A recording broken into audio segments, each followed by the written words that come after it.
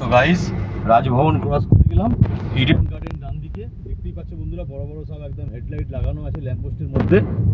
তো এবার আমরা চলে আসছি প্রপার রেড রোড, যেখানে প্যারেড গ্রাউন্ড, প্যারেড হয়, আরও যা কোনো অনুষ্ঠান রেড রোডে সেইটা হয়। তো দেখাবো বন্ধুরা, সঙ্গে থাকো।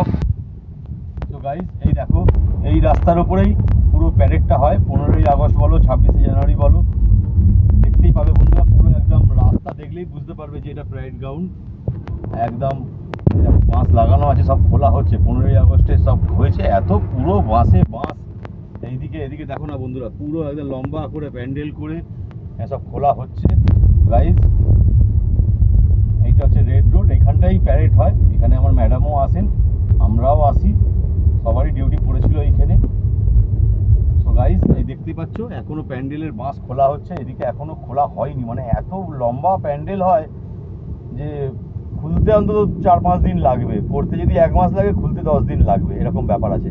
এই দেখো, এখনো এগুলো খোলা হয়নি, সব খোলার কাজ চলছে, মিস্ত্রি সব কাজ চলছে। আমাদের এই রেডে এসেছি, দেখছি যে কাজ কতটা কি হয়েছে, যাতে রাস্তায় কারোর অসুবিধা না হয়। সো গাইস, রেড রোড পার হয়ে আসছি। এই দেখতে পাচ্ছ বন্ধুরা, চারিদিকে প্যান্ডেলই প্যান্ডেল। এই রাস্তাটার উপরেই প্যারেড হয় 26শে জানুয়ারি, 15ই আগস্ট। বন্ধুরা, আমার এই চ্যানেলটাকে লাইক অ্যান্ড সাবস্ক্রাইব করো, যাতে আমি তোমাদেরকে এরকম কলকাতার তথ্য আরও অনেক কিছু দিতে পারি। তোমরা কলকাতা সম্বন্ধে অনেক কিছু জানতে পারবে এই ভিডিও দেখলে। সঙ্গে থাকো, সাথে থাকো। টাটা।